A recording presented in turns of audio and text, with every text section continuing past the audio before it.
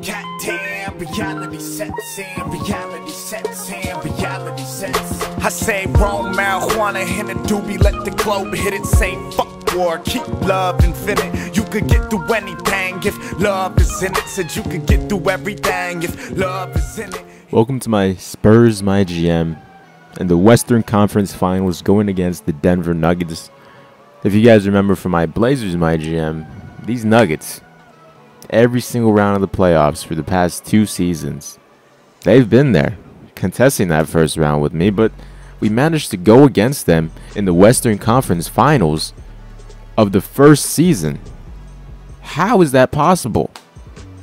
They don't have a superstar on their team. I don't understand how they managed to get the first seed and even contest to go into the NBA Finals. I guess because everybody's healthy. I see J.J. Hickson's healthy. And it looks like they have their core starting lineup, but it amazes me how they got this far. And hopefully this doesn't take a long, gruesome series as my Houston Rockets game, because I see these Nuggets as an easier opponent than the Rockets. But somehow they managed to get here, so we're going to have to go with that. Cousins, let's post up our smaller defenders here. They do have smaller center and power forward positions, so our bigs should be able to take advantage. But hopefully that works out well for us, and hopefully we don't let plays like that happen. I was just completely out of that play. Sometimes I just don't know what I'm looking at, and I was like, oh, he's cutting to the basket. Okay, I'll just stand here and choke on my words. But DeMarcus Cousins getting our first 4 points early. Nate Robinson, he's that killer, but we get the block with DeMarcus Cousins. Cousins is doing everything for us early in the quarter, and hopefully it stays that way. But Nate Robinson, we got to really watch out for him. He killed us in my Blazers MyGM, and hopefully he's not able to kill us in my Spurs MyGM. He'll be the death of me, seriously. I'll probably have to trade for him if he does that. So let's hope that doesn't happen, because I really like his game, but he's very undersized, especially for the position he plays. He's more of a shooting guard rather than a point guard, but he can play point considering his size. JaVale McGee shooting jumpers? What? Is this real life? Oh my god. What did I just witness? Marco Bellinelli gets enough space though, mid-range. And that went in. McGee's jumper went in. Are you kidding me? This can't be real life. Oh my god, JaVale McGee. A Kia slam cam too. Pump faking airs with the jumper and then going straight to the basket. Oh, we gotta control McGee here. We don't got DeMarcus in. And maybe that's not a good thing, but Bellinelli again in the corner for 3. Excellent release. Goes in. He hasn't been really shooting the ball well the entire playoffs, and I don't really like that. Just like in real life, he's basically disappeared. Had a great season as Ayers gets the block, and then Bellinelli tries to contest it here, but McGee is just so lengthy.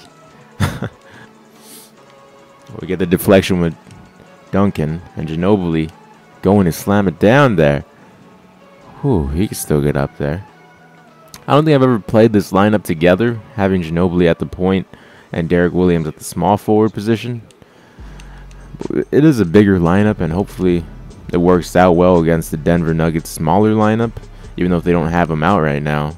But let's see what we can do here. Derek Williams is a... Oh! He's very athletic, that's for sure. Dunking over JaVale McGee with the goaltending plus foul. Oh my god. Let's make this bucket right here. Okay. We could have had the lead there. But no, Derek Williams decides not to make it. Like I was saying, JaVale McGee picking up all kinds of fouls though. Derek Williams is a power forward, but at the same time he can play the small forward position just because of his size. And Ginobili not paying attention to what I was doing. I just accidentally took a step back jumper that went in. It's something that I'll probably end up doing more often, playing a bigger lineup against the Nuggets because they are a small team. Let's take the charge or not. Jordan Hamilton, reverse. We finally have the lead in the third quarter. Nate Robinson hasn't been killing us like he's been in my Blazers MyGM. I don't know what went into him in my Blazers MyGM that he just decided to take over, score basically their whole entire team's points. Unbelievable. Why couldn't it be this non-existent in my Blazers MyGM as he is right now? Because we're not having trouble with him, surprisingly enough.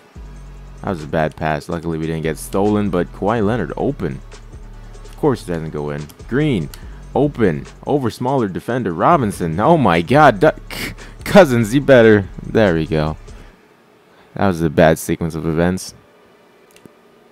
Win or lose in the Western Conference Finals, or even win or lose in the NBA Finals, I really hope that Manu Ginobili and Tim Duncan retire at the same time.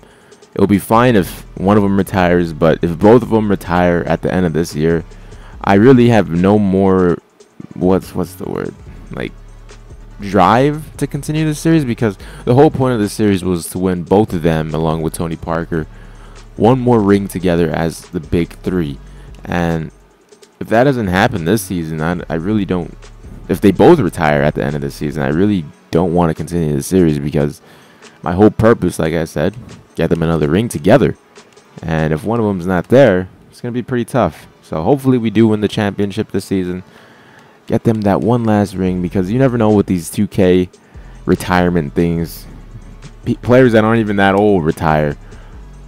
So hopefully they stay one more season together. The max season this could go up to is probably season 3. I don't see Tim Duncan and Manu staying longer than 3 seasons with the Spurs before retiring, because they're old. They're up there. It would be nice if they retired together after we win a championship, or 2 championships, or 3 championships. But that's very unlikely, just because you can't decide whenever they retire. They just retire because of the years they go up in. These 2014 NBA playoffs, I've never seen anything like this. So many game 7s. The first seeds having trouble with the 8th seeds. Atlanta and Indiana, and the Spurs and Mavericks. How is that even possible that both first seeds are having trouble? I mean, I get the Spurs, but Indiana? I mean, come on, Indiana? Paul George can't do everything by himself, and that's what he's doing. George Hill isn't playing good. Roy Hibbert isn't playing good. He's the only one carrying the team, and I wouldn't be surprised if Indiana loses in Game 7. I wouldn't be surprised if the Spurs lose in Game 7, because both teams aren't playing as hard, and they don't seem to want it as bad as the 8th seed does. And I guess that says something about them. I really hope my Spurs beat the Mavericks in Game 7, but you know, I would really love to see the Spurs and Blazers go at it, my 2 favorite teams go at it.